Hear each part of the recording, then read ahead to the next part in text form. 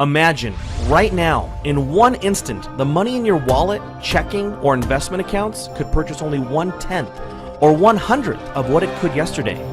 How would your life be affected? Could this even realistically happen? Well, who is in control of your money and how the US dollar works? Not you. Did you decide in 2008 to help bail out large failing banks? Probably not. But your government did. Did you notice how prices rose for gas and food after this? Our crisis was witnessed by the world, by our creditors, yet our government borrowed more money and the Federal Reserve printed more dollars. All of these events changed the value of each dollar you have. At any moment, another event could happen that changes the value of these dollars more dramatically. So how can you protect yourself? You may have been told to store wealth in real estate or gold and silver. These are good places to store wealth, but you cannot buy groceries or goods directly with these assets because they aren't currency. You can't transfer their value easily or efficiently for real-world transactions. There is a form of currency that does not deal in dollars, and that is actually inflation-proof. It is the banker's worst fear.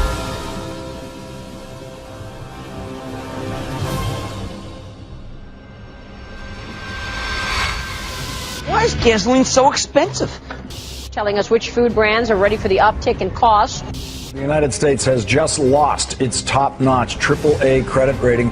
18 people have been charged in what may be one of the nation's largest credit card fraud rings. What some are calling fool's gold, it is the virtual currency called It is a kind of holy grail of payments. We're asking whether or not this currency really has any longevity, let alone legitimacy. How can I hedge against inflation and other government manipulation? One thing I did was to buy Bitcoin. What are they? I don't really know that much about Bitcoin. Bitcoin is a purely online currency with no intrinsic value. It is digital currency, which you can then use to buy things online. Bitcoin. What is Bitcoin? Bitcoin, first introduced in 2009, is a relatively new technology in today's ever-changing world. Bitcoin is a digital currency, an innovative tool that is revolutionizing people's daily lives, as did smartphones, eBay, YouTube, and even the internet itself. I can communicate with people live anywhere in the world by typing on the keyboard. You've got mail. The Bitcoin network facilitates the instantaneous transfer of value across any distance over any borders, to any place on Earth. Specifically, it allows any person in any place with an internet connection to receive and transfer value. To send $8,000 from America to Australia, Western Union would charge you $336. In contrast, any value of Bitcoin can be transferred with a fee of no more than 2 cents at today's exchange rate.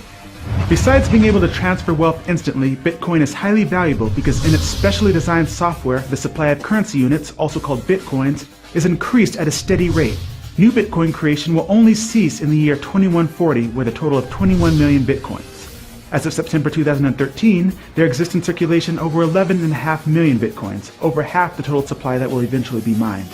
Mining Bitcoin is the process by which new Bitcoins come into existence. They are created in blocks, and currently 25 Bitcoins are mined per block. Blocks are generated about every 10 minutes as regulated by the software code and sent to the computer that mined them. The best miner is the one with the most computational power, but it is also based on luck who wins the reward. A rough estimate would put the total number of Bitcoin miners at 100,000. This mining process is more specifically known as hashing. All right, Emmanuel, let's start off with your website. Cloudhashing.com.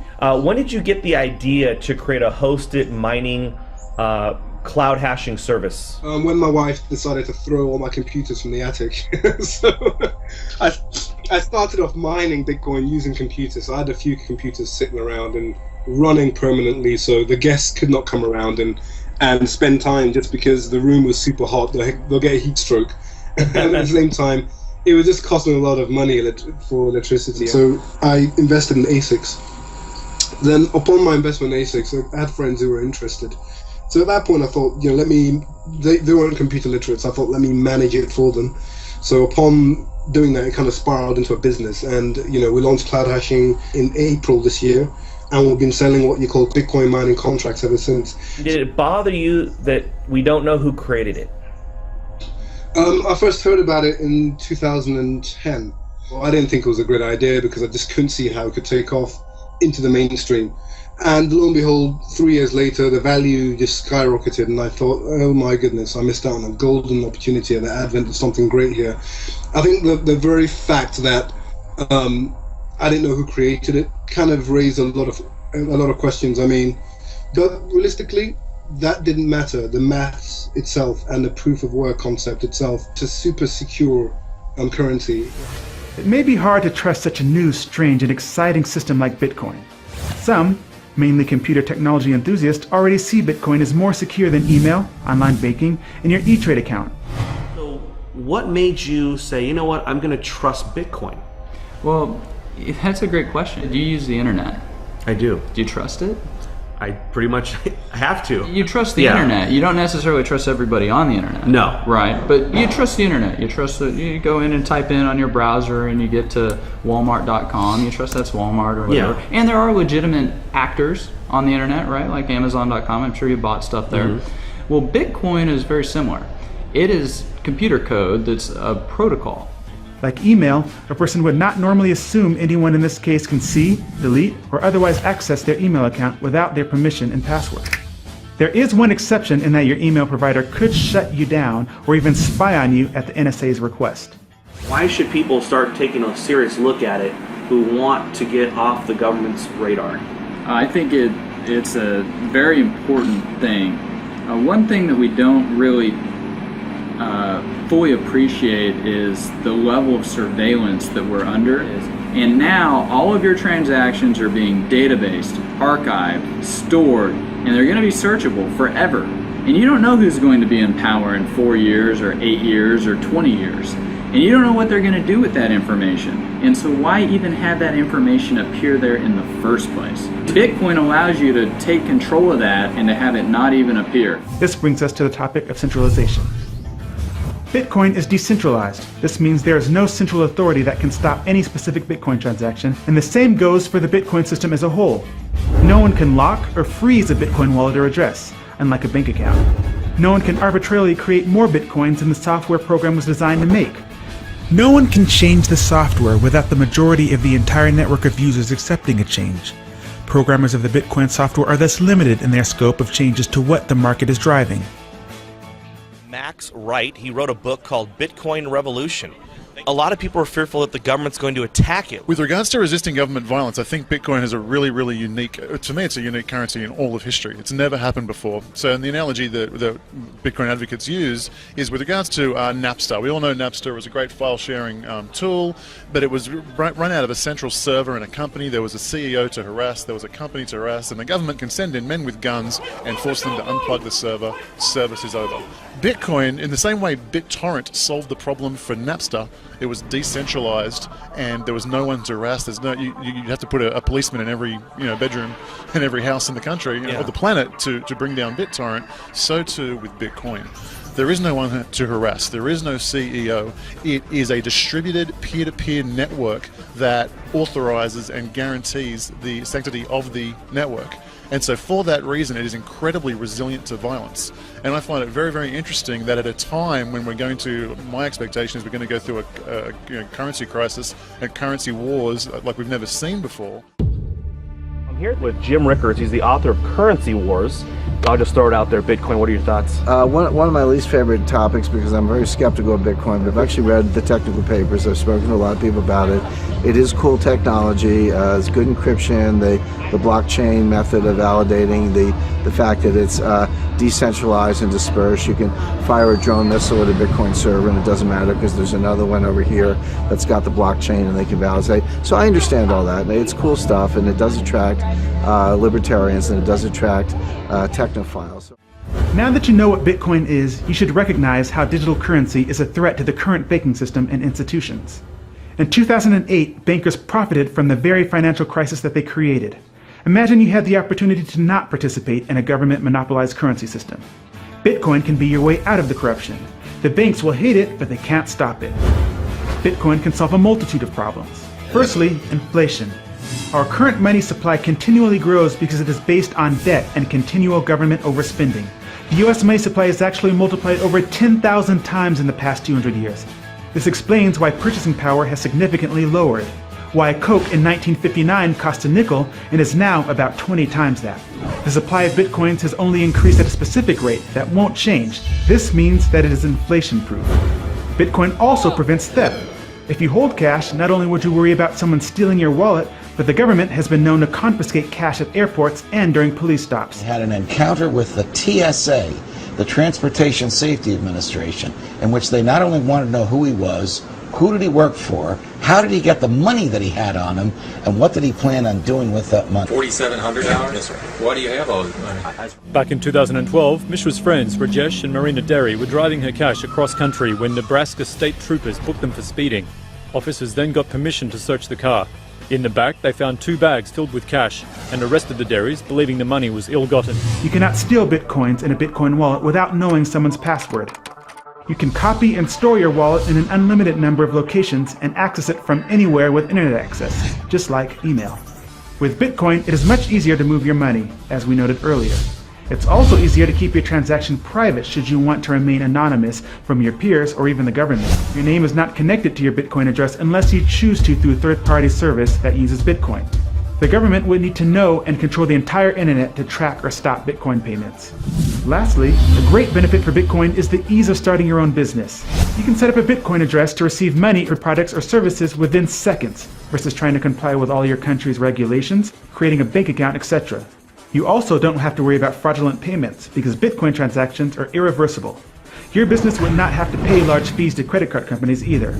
A customer can simply use a cell phone app to send payments to you if your business has a storefront, like a bar or a restaurant. Bitcoin is already accepted on many online websites for products and services including freelance work, donations to organizations, pizza shops, auctions, electronics, web hosting, domain registration, file storage, gambling, music, clothing, graphic design, and even some massive retail outlets like bitcoinstore.com. Alright, I'm going to go to the Bitcoin store, I'm going to purchase a laptop, and I want to show you guys just how easy this is to do.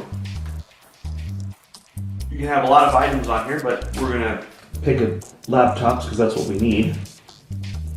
But you can see you have a lot of different things you can buy: digital camera, desktop PC, webcams, all kinds of stuff you can also search for.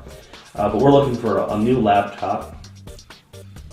And you can see this is just like going to any other store that would accept US dollars. We've got this notebook here, we can add to cart. Here's the cart, proceed to checkout. So just like if you went to Best Buy, you can register or you can just check out as a guest. I'm going to check out as a guest today. We simply input our information. Our next step is our shipping method. The payment method is going to be Bitcoin. Place order. Okay, so we would just scan this with our phone, or we could use view address to pay it. And once you do that, you input that into your Bitcoin wallet, and the transaction is complete. Today is September 22nd, so I guess we'll see how fast they ship it out. Wow, so it's only been 2 days. Free shipping.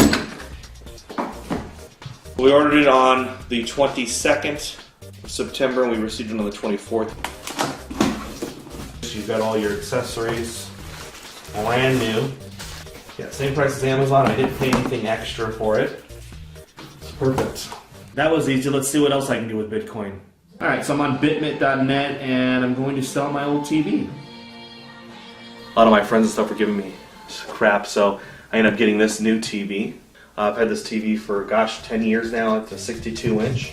Sweetheart, some Africans from Ghana want to buy our TV with Bitcoin. Over 1,000 people attended the Bitcoin conference in San Jose, May 2013. The Bitcoin Forum has over 100,000 members discussing Bitcoin. Payment processor BitPay currently has thousands of merchants using their services to accept Bitcoin payments on their websites. As of September 2013, the value of Bitcoins created has reached $1.5 billion as determined by the free market. Bitcoin seems to be growing at a rapid rate, maybe even outpacing the government's ability to regulate it. When the Financial Crimes Enforcement Network of the Department of the U.S. Treasury announced that virtual currencies are subject to the same rules as other currencies, the price didn't crash. In fact, it went up from there, as if attempts to regulate Bitcoin don't matter. This idea that somehow, you're escaping government scrutiny or you're outside the government matrix or whatever. It's just not true.